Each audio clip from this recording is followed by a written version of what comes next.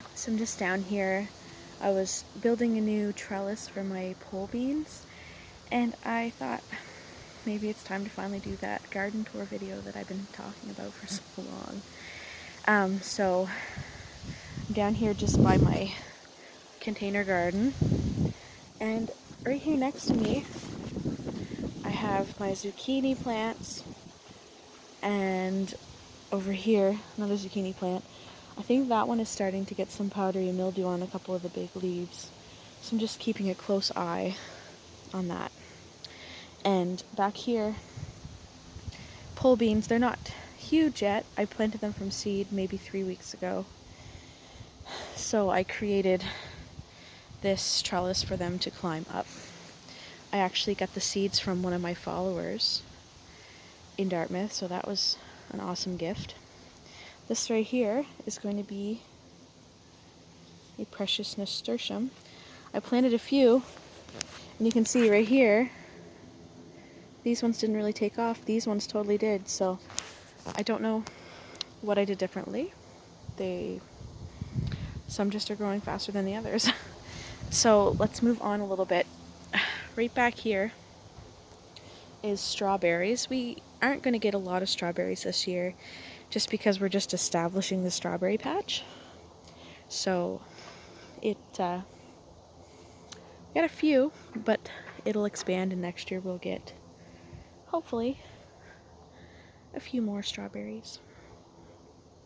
And right over here in my next container, this I believe is a butternut squash or buttercup squash, I'm not sure. The seed that I got, I grew this from seed. It was a seed from my mother-in-law that she saved from a squash that she ate last year, so it's doing quite well.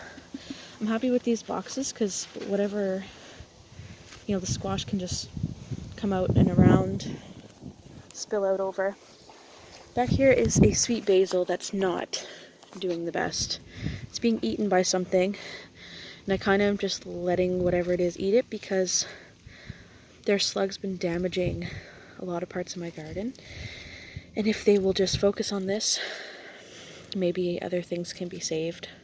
Still smells nice, but looks kind of unhealthy. Here's some dill. I want a lot of dill, but that's what's growing right now. And here, I have some variegated oregano. Oh, we got a weed popping up. How about that? And some sage. In here I'm putting another type of squash. I have the plants, I just haven't filled out the box yet. That's coming. Right now up here is my 10 by 16 garden. There's some things that are ready to come out in here, the lettuce. So I'll just turn around. I have 2 rows of carrots here, and in between the spaces I put some beans and put some Swiss chard. And I have another couple pepper plants that I'm going to stick in just anywhere where there's space. And this lettuce a lot of it is ready to come out.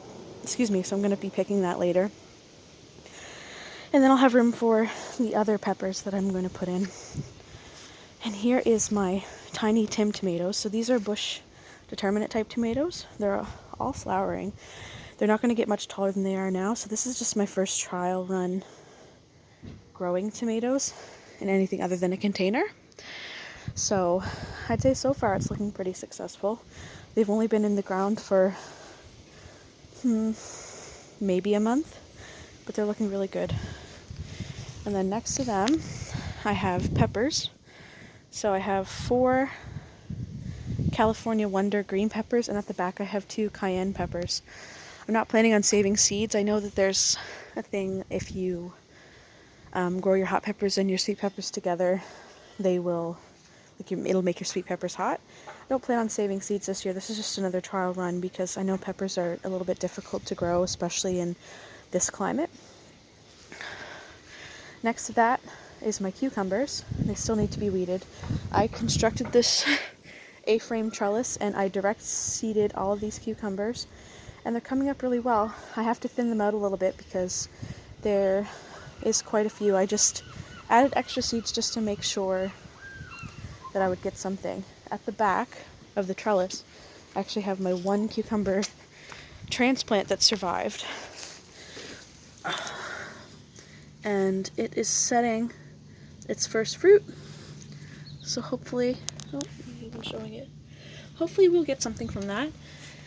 If not, all of these new babies should give us something. And over here, I have beets and bush beans and peas. The peas have taken off on me. I literally just trained them onto the trellis 2 weeks ago, and they've bypassed the trellis and up they go. So good thing I made it a little bit taller. The beets I love beet greens, but the slugs have been in this bed after the beans, and they have eaten a little bit of the beet greens. So I'll still be able to eat some of them. That's basically why I grew the beets, for the greens. They're my favorite. Also a little bit of weeds in here, but that's that. And the beans, a few of them have been eaten, the leaves, but I come out and I handpick the slugs. I have not set up a beer trap for them yet, but I'm tempted to do so. So yeah, these peas, okay, this one is way off the trellis, but I just started training them up and they have shot up. Look at all these flowers. Awesome. So elsewhere in the garden, we have some raspberry canes, blackberry canes, a red currant bush, and a couple fruit trees that are just small. We won't get anything off them for a few years. So that is the basic rundown of it right now. I have some more growing up on the stepping containers. But, oh yeah, we had rhubarb. We picked off it many times. It's just about done now. It's in this, it's in the ground garden. So this is basically all an experiment for me. Before now, I've done growing in research setting, so extremely clean, growing many of a specific thing, doing tests on them, that type of thing. And then after that, I did some container gardening on my patio, and I had a couple raised planter boxes, but never on this scale. So yeah, I'm pretty excited about this. It's fun. Hopefully we'll get some food out of it. And it's a learning experience. So next year, I already have ideas for next year, making longer, like 20-foot long beds, seeing what grows really well in this soil, seeing what I enjoy growing, what everybody likes to eat. And then, yeah, every year it'll be better and better. So I am happy to share my garden with you. It's not huge, but it is grown with lots of love, lots of help from the little ones. So if you have any questions, comments, suggestions, I'd love to hear them.